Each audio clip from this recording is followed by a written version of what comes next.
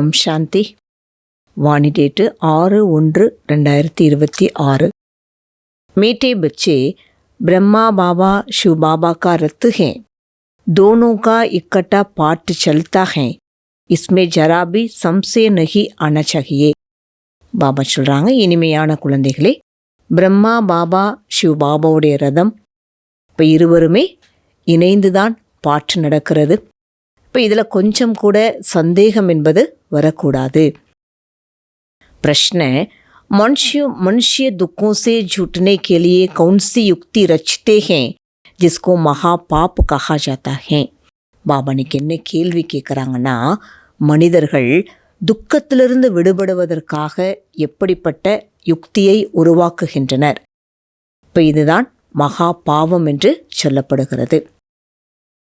उत्तर, मनुष्य जब दुखी होते हैं तो स्वयं को मारने के अनेक उपाय रचते हैं. மனிதர்கள் எப்பெல்லாம் துக்கமான ஆத்மாக்களாக இருக்கிறாங்களோ அப்போ அவங்க என்ன பண்ணுறாங்க, தன்னைத்தானே அழித்து கொள்வதற்கான அநேக விதமான வழிமுறைகளை உருவாக்குகின்றனர். जीव हाथ करने की सोचते हैं, समझते हैं इसमें हम दुखों से जुट जाएंगे. அதாவது தற்கொலை செய்து கொள்வதற்காக யோசனை பண்ணுறாங்க, அதை பற்றி சிந்தனை பண்ணுறாங்க, புரிஞ்சுக்கிறாங்க. இந்த மாதிரி காரியம் செய்கிறதுனால நமக்கு எல்லா துக்கமும் என்ன ஆகிடும், எல்லா துக்கமுமே விடுபட்டுடும், துக்கத்திலிருந்து நம்ம விடுபட்டுடுவோம், அந்த மாதிரி அவங்க புரிஞ்சுக்கிறாங்க. பரந்து இன் ஜெய்சா மகா பாப் அவர் கொய் நகி, இதை விட மகா பாவம் என்பது வேறு எதுவுமே கிடையாது. वक्त और ही दुखों में फंस जाते हैं क्योंकि एक के अपार दुखों की दुनिया है. பாகினால அவங்களும் துக்கத்தில் மாட்டிக்கிறாங்க. ஏன்னா இந்த உலகமே இன்னைக்கு எப்படிப்பட்ட உலகம்னு சொல்றார் பாபா, அபாரமான துக்கத்தினுடைய உலகம். ஓம் சாந்தி. बच्चों से बाप पूछते हैं, आत्माओं से परमात्मा पूछते हैं, एक तो जानते हो हम परमपिता परमात्मा के सामने बैठे हैं, उनका अपना रथ तो नहीं. இப்போ குழந்தைகளிடம் பாபா கேட்குறாங்க, ஆத்மா பரமாத்மாவிடம் கேட்குறாங்க. இப்போ நாம் தெரிஞ்சுக்கிட்டோம், நம்ம பரம்பிதா பரமாத்மா முன்னாடி நாம் அமர்ந்திருக்கிறோம். அவருக்குன்னு என்ன கிடையாது, ரதம் என்பது அவருக்கு கிடையாது. एक तो निश्चय है ना, इस प्रकृति के बीच में बाबा का निवास स्थान है. बाप खुद कहते हैं, मैं इनकी प्रकृति के बीच में बैठता हूँ, इनका शरीर लोन पर लेता हूँ. பாகினால நமக்கு இந்த நிச்சயமானது இருக்கணும் இல்லையா? அதாவது இந்த புருவ மத்தியில் பாபா இருக்கக்கூடிய இடமானது இரு புருவ மத்தியில தான். பாபா சொல்கிறாங்க, நான் இவருடைய புருவ மத்திக்கு இடையில நான் அமர்ந்திருக்கிறேன். இப்போ இவருடைய சரீரத்தை நான் லோனாக எடுத்திருக்கிறேன். तुम तो जानते हो बाप का ज्ञान का सागर ज्ञान कहाँ से सुनाते हैं. இப்போ நாம் தெரிஞ்சுக்கிட்டோம் இல்லையா, பாபா ஞான கடல். அந்த ஞானத்தை நமக்கு எங்கேருந்து சொல்லுவார், மேலேருந்து சொல்லுவாரா என்ன? யகா நீச்சே ஆயாகே, இங்கே தான் கண்டிப்பாக கீழே தான் வரணும். ब्रह्मा धन से सुनाते हैं, कई बच्चे कई कहते हैं हम ब्रह्मा को नहीं मानते, परंतु शिव बाबा खुद कहते हैं ब्रह्मा तन द्वारा कि मुझे याद करो. இப்போ பிரம்மாவுடைய சரீரத்தின் மூலமாகத்தான் பாபா சொல்கிறாங்க.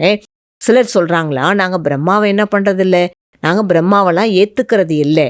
ஆனால் சிவ பாபா சொல்கிறாங்க, பிரம்மாவுடைய சரீரத்தின் மூலமாக என்னை நினைவு செய்யுங்கள். எக் சமஜ்னேக்கி பாத்துகேனா, இது புரிஞ்சிக்கக்கூடிய விஷயம் இல்லையா? ஜெய்சே பாபா பண்டித்துக்கு கஹானி பதாத்தி ஹே, उसने कहा राम राम कहने से नदी पार हो जाएंगे, एक भी एक कहानी बनाई हुई है.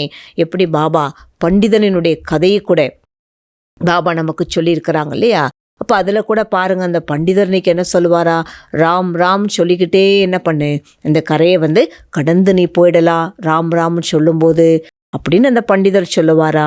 இப்போ இது கூட பாருங்க, ஒரு கதையானது உருவாக்கப்பட்டிருக்கிறது. इस समय तुम बाबा की याद से विषय सागर से श्री सागर में जाते हो ना. அப்போ இந்த நேரத்தில் நாம் பாபாவுடைய நினைவில் இந்த விஷக்கடல்ல இருந்து நாம் ஆத்மா என்ன ஆகிடுவோம், பார்க்கடலுக்கு போயிடுவோம். உன்கோனே பக்தி மார்க்குமே டேர் கதாயை பனாதீகே. அப்போ அதைத்தான் பக்தி மார்க்கத்தில் நிறைய கதைகளானது உருவாக்கப்பட்டிருக்கிறது. அவங்க எப்படி ராம் ராம் சொல்லிட்டேன்னு இந்த கரையை கடந்து போயிடலாம் அப்படின்னு பண்டிதர் சொல்லியிருக்கிறாரு கதைகளில். அதே நேரம் நாம் பாபா நினைவில் நாம் என்ன ஆகணும், நினைச்சு நம்ம இந்த விஷக்கடல்ல இருந்து பார்க்கடலுக்கு நம்ம ஆத்மா போயிடுவோம். பக்தி மார்க்கத்துல நிறைய கதைகளானது உருவாக்கப்பட்டிருக்கிறது. அப்படிப்பட்ட விஷயங்கள் எதுவுமே கிடையாது. अभी तो कर्मातीत अवस्था हुई नहीं, असुरी बातचीत चलन आदि सब பிரசித்த हो जाते हैं. ஆனால் இப்போ கர்மாத்தீத் நிலைங்கிறத யாருமே அடையலை. அசுரமான பேச்சுவார்த்தைகள், நடத்தை எல்லாமே இன்னைக்கு எப்படி இருக்குது? பிரசித்தமானதாக இருக்கிறது. துமே தோ தேவி சலன் பனானிகே, தேவத்தாயே சம்பூர்ண சர்வகுண சம்பன்னகைனா. ஏன்னா நம்முடைய நடத்தை எப்படி இருக்கணும்? தெய்வீகமான நடத்தைங்கிறது நமக்குள்ள இருக்கணும். தேவதைகளை எப்படி மகிமை பாடுறோம்? அனைத்து குணங்கள்லையும் சம்பன்னமானவர்கள். அப் தும்கோ ஐசா பண்ணாகே, அப்போ நாம் இப்போ அப்படி நாமளும் ஆகணும். கஹா வ கசுர் கஹா தேவதாய், பரந்து மாயா கிஸ்கோ பி छोड़ दी नहीं, चुयमी बना देती है, ஏகதம் மார் டால்ती है. தேவதைகள் எங்க, அசுரர்கள் எங்க? பாபா சொல்றாங்க, மாயா இன்னைக்கு யாரையுமே விட்டு வைக்கிறது இல்லை. சில குழந்தைகள் எப்படி இருக்கிறாங்களா? ரொம்ப தொட்டா சுருங்கி போல இருக்கிறாங்க. ஒரேடி அவங்கள என்ன பண்ணிடுது மாயா? நல்லா அடிச்சு விட்டுடுது. अब बाबा सुखधाम का मालिक बनाते हैं, उनको याद करना, इन द्वारा बाबा समझाते हैं, चित्र भी है ना. இப்ப பாபா சுகதாமத்துக்கு நம்மளை என்ன பண்றாங்க? அதிகாரி ஆக்கிறதுக்காக பாபா வந்திருக்கிறார் இல்லையா? அவரை நாம நினைவு செய்யணும். இவர் மூலமாக நமக்கு பாபா புரிய வைக்கிறாங்க. சித்திரங்கள் கூட இருக்குது இல்லையா? பிரம்மா மூலமாக ஸ்வர்க்கத்தினுடைய ஸ்தாபனை இந்த சித்திரங்கள் கூட இருக்கிறது. तुम कहते हो बाबा हम अनेक बार आपसे स्वर्ग का वर्षा लेने आए हैं. ஆகையினால இன்னைக்கு நாம தான் சொல்றோம் இல்லையா, பாபா உங்ககிட்ட இருந்து அநேக முறை நாங்க தான் ஸ்வர்க்கத்தினுடைய ஆஸ்தியை கூட நாங்க அடைஞ்சிருந்தோம். ஆஸ்தி எடுக்கிறதுக்காக நாங்க வந்திருக்கிறோம். பாபா பி சங்கம் பருகி ஆத்தே ஹே, துனியா கோ பதல்னா ஹே. பாபா வருது கூட எங்க தான்? சங்கம் யுகத்துல. இந்த உலகமானது மாற்றம் என்பது அடையணும். हम महाकाल को बुलाते हैं, हमको इस चीची दुनिया से घर ले चलो, जरूर बाप आएगा. இப்போ இந்த மகாகாலன் அவரை தான் இன்னைக்கு கூப்பிடுறோம் இல்லையா? இந்த சீச்சி உலகத்திலிருந்து எங்களை என்ன பண்ணுங்க, அழைச்சிட்டு போங்க அப்படின்னு நாம தான் கூப்பிடுறோம். நிச்சயமா பாபா வராங்க. அபி தும் தேக்தே ரஹேங்கே, வினாஸ் மே ஹோல்சேல் மவுத் ஹோகா. இப்போ நம்ம பார்த்துக்கிட்டே இருக்கிறோம், வினாசத்தில் ரொம்ப ஹோல்சேலாக, அதாவது மொத்தமான ஆத்மாக்கள் எல்லாமே மரணம் அடைகிறாங்க. ஹோல்சேல் மகாபாரத் லடாய் லகேகி, சப் கதம் ஹோ ஜாயேங்கே, பாக்கி ஏக் கண்டு ரகேகா. ஹோல்சேல் அன்னைக்கு இந்த மகாபாரத யுத்தம் என்பது நடக்கும். எல்லாமே இன்னைக்கு அழிஞ்சு போயிடும். பாக்கி இருக்கிறது என்னதான்? ஒரே ஒரு கண்டம் தான் இருக்கோ. பாரத் பகுத் சோட்டா ஹோகா, பாக்கி சப் கலாஸ் ஹோ ஜாயேங்கே. ஸ்வர்க கித்னா சோட்டா ஹோகா, பாரதம் ரொம்ப ரொம்ப சின்னதாக இருக்கிறது. பாக்கி எல்லாமே இன்னைக்கு என்ன ஆயிடும்? அழிவடைஞ்சிடும். ஸ்வர்க்கம் எவ்வளோ சின்னதாக இருக்கிறது. அபி எக் ஞான் துமாரி புத்தி மேகே. இந்த ஞானம் எல்லாம் யாருடைய புத்தியில இருக்குன்னு சொல்றார் பாபா? நம்முடைய புத்தியில தான் இருக்கிறது. बाप समझाते हैं, अभी तुम घर जाते हो, फिर एक लक्ष्मी नारायण बनना है, तो देवी गुण भी धारण करने चाहिए. இப்போ பாபா புரிய வைக்கிறாங்க, நாம வீட்டுக்கு போகணும். பிறகு லக்ஷ்மி நாராயணர் ஆகணும். அப்போ தெய்வீகமான குணத்தை நாம் என்ன செய்யணும் அப்படின்னா தாரணை செய்யணும். குணத்தை தாரணை பண்ணும் பொழுதுதான் தேவத்தை ஆக முடியும். தெய்வீகமான குணத்தை தாரணை பண்ணும்போது லக்ஷ்மி நாராயணர் ஆகிறோம். எக்கேல் ராஜ் பாபா பைட் சம்ஜாத்தே ஹே, பாப் நாலேஜ்ஃபுல் பீச் ரூப் ஹேனா சைத்தன்ய ஹே, வகி ஆக்கர் சம்ஜாத்தே ஹே. இந்த விளையாட்டினுடைய ரகசியத்தை கூட பாபா தான் நமக்கு புரிய வைக்கிறாங்க. ஏன்னா அவர் தான் யாரு? நாலேஜ்ஃபுல், ஞானக்கடல், விதை ஸ்வரூபமானவர், சைத்தன்யமானவர். அவர் தான் ஒவ்வொரு விஷயத்தையும் நமக்கு என்ன பண்ணுறாங்கன்னா புரிய வச்சுட்டே இருக்கிறாங்க. நல்லது. மீட்டே மீட்டே सिखलदे बच्चों प्रति माता पिता बाप दादा का याद प्यार और नमस्ते. याद प्यार और गुड मॉर्निंग. रूहानी बाप की रूहानी बच्चों को नमस्ते. பாபா தாரணைக்கான முக்கியமான பாயிண்ட் சொல்கிறாங்க. फर्स्ट पॉइंट சொல்றார் பாபா, कभी भी सुई में नहीं बनना है, दैवी गुण धारण कर अपने चलन सुधारने है. ஒரு பொழுதும் தொட்டா சுருங்கி போல ஆகக்கூடாது. தெய்வீகமான குணத்தை தாரணை செய்யணும். अपने चलन सुधारने है, தன்னுடைய நடத்தையை நல்ல நடத்தையாக்கணும். ரெண்டாவது பாயிண்ட், बाबा का प्यार पाने के लिए सेवा करनी है, लेकिन जो दूसरों को सुनाते हैं वह स्वयं धारण करना है. பாபாவுடைய அன்பை அடைவதற்காக சேவை செய்யணும். ஆனால் நாம் என்ன பிறருக்கு சொல்கிறோமோ அதை நாம் முதலில் தாரணை செய்யணும். கர்மாத்தீத் அவஸ்தா में जाने का पूरा पूरा पुरुषार्थ करना है. கர்மாத்தீத் நிலை அடைவதற்கான முழுமையிலும் முழுமையான முயற்சி செய்யணும். वरदान, साकार रूप में बाप दादा को सम्मुख अनुभव करने वाले कंपाइंट रूपधारी भव. பாபா இன்னைக்கு என்ன வரதானம் கொடுக்குறாங்கன்னா, சாக்கார ரூபத்தில் பாப் தாதாவை முன்னால் அனுபவம் செய்யக்கூடிய கம்பைன்ட் ரூபதாரி ஆகுங்கள். எப்படி சிவசக்தின்னு சொல்கிறோம் இல்லையா, இணைந்த ஸ்வரூபம் சிவசக்தி, சிவனும் சக்தியும் இணைந்த ஸ்வரூபம் என்று சொல்கிறோம். அப்போ அப்படி பாண்டவபதி மற்றும் பாண்டவர்கள் ரெண்டு பேருமே எப்படி இருக்கணும், இணைஞ்சிருக்கணும்.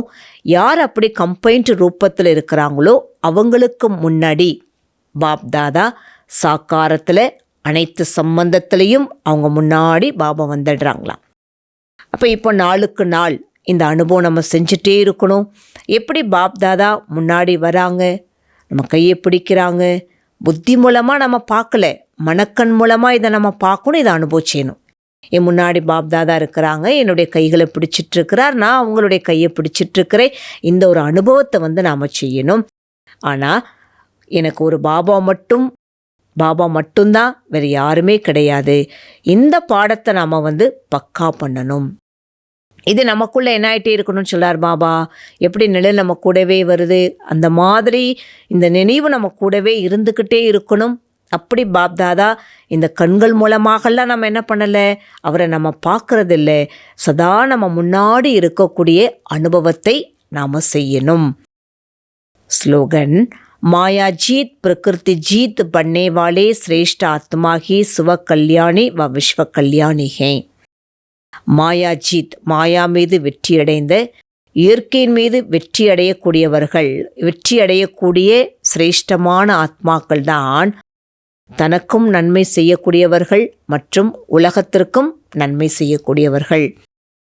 இன்றைக்கு பாபா அவைக்த இஷாரை என்ன கொடுக்குறாங்கன்னா, இந்த அவைக்த மாசத்தில் பந்தன் முக்த ஆத்மாவாயிற்று ஜீவன் முக்தி ஸ்திதியினுடைய அனுபவத்தை நாம் செய்யணும். जब आप सभी जीवन मुक्त बनो तो आपकी जीवन मुक्त स्थिति का प्रभाव जीवन बंधन वाली आत्माओं का बंधन समाप्त करेगा. எப்போ நாம் இப்போ இந்த ஜீவன் முக்தி, அப்படி ஜீவன் முக்திங்கிற நிலையை அடைகிறோம், அப்போது நம்முடைய ஜீவன் முக்தியினுடைய ஸ்திதியினுடைய பிரபாவமானது யாரெல்லாம் பந்தனத்தில் மாட்டியிருக்கிறாங்களோ அந்த ஆத்மாக்களுடைய பந்தனம் சமாப்தி அடைஞ்சிடும். तो वह कब होगी जब जीवन मुक्त होंगे. அப்போ எப்போ இந்த டேட் எப்போ உருவாகும், எல்லாரும் ஜீவன் முக்திங்கிற நிலையை அடையக்கூடிய டேட்டு. எந்த பந்தனமும் யாருக்கு இருக்கக்கூடாது. சப் பந்தனமே பகலா ஏக்கு பந்தன். எல்லா பந்தனங்களிலையும் முதல் பந்தனம் எதுன்னு சொல்கிறார் பாபா, தேக பான்கா பந்தன் உஸ்மே முக்து பனோ. தேக உணர்வினுடைய பந்தனம், இதிலிருந்து முதல்ல நம்ம என்ன ஆகணும், முக்தி அடையணும். தேக் நகி तो दूसरे बंधन स्वतः ही खत्म हो जाएंगे. தேகம் நான் கிடையாது, எல்லா பந்தனமும் தானாகவே அழிவடைஞ்சிடும். தேகத்தினுடைய பந்தனம் இல்லை அப்படின்னா மற்ற எந்த பந்தனமும் வராதுன்னு சொல்கிறார் பாபா. தேகங்கிறதே நினைக்காதீங்க, அப்போ எல்லா பந்தனமும் தானாகவே என்ன ஆகிடும், அழிவடைஞ்சிடும். ஓம் சாந்தி.